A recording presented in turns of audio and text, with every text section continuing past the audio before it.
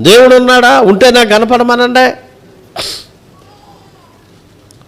ఓసారి ఇలాగే నాలాంటి పాస్టర్ గారు వాక్యం చెప్తున్నాడట. దేవుడు ఉన్నాడా? దేవుడు ఉన్నాడు. ఆయన ప్రభు, ఆయన యేసు. ఆయనతో నీతో మాట్లాడతాడు, నిన్ను బలపరుస్తాడు, నీ దర్శిస్తాడు, నీ నూతనపరుస్తాడు. నీ జీవితంలో నీకు ఆశీర్వాదం వద్దే, నీకు జీవితంలో నీకు మేలు జరుగుతుంది చెప్తున్నాడట దైవజనుడు వాక్యం. ఈ లోపల ఒక ఆయన వచ్చి అంటాడు, పాస్టర్ గారు ఒకసారి ఆపండి మీ ప్రసంగం అన్నాడట. ఏం బాబు అంటే, దేవుడు ఉన్నాడా? ఉన్నాడు. అయితే నాకు కనబడమనంటే నమ్ముతాను అన్నాడట. దేవుడు ఉన్నాడా? నాకు నన్ను చూపించమనండి అన్నాడంట. ఆ మందిరంలో ఒక అవనవసరం ఉంటాడు. బాబు ఈయనకంట దేవుణ్ణి చూపించు అంటే ఆ కుర్రాడు అన్నాడట, రాయ్యా నీకు నేను దేవుణ్ణి చూపిస్తాను రా, దా బండెక్కు అంటే ఈయన అన్నాడట, ఏ బండెక్కితేనే కానీ మీ దేవుడు కనపడ్డా?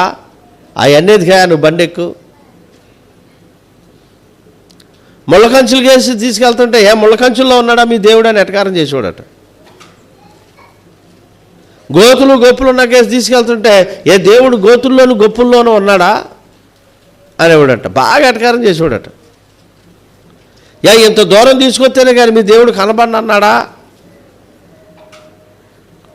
లేదా తొందరపడుకుని నేను చూపిస్తాను దేవుణ్ణి అని చెప్పి శ్మశానాల్లోకి తీసుకెళ్ళాడంట. మీ దేవుడు శ్మశానాల్లో నివాసం ఉంటాడా అన్న తర్వాత దిక్కు తీసుకెళ్ళాడట. అక్కడ 12 నుంచి 15 పుర్రులు ఉన్నాయంట. అవన్నీ ఒకసారి చూడవయ్యా అన్నాడంట. చూశాడంట. ఏంటంటే పుర్రులు ఇందులో ఉన్నాడా దేవుడు అన్నాడంట. కాదయ్యా, ఈ 15 పుర్రులు ఒకప్పుడు నేను 15 మందిని తినేసానయ్యా అన్నాడంట. 15 మందిని నేను తిన్నానయ్యా. I'm a man eater. ఒక మనుషుని తినే నరమాంస భక్షకుడు నేను. అలాంటిది యేసు ప్రభు నా జీవితాన్ని మార్చాడు. ఆ నల్ల పుస్తకం నా జీవితాన్ని తెల్లగా చేసింది.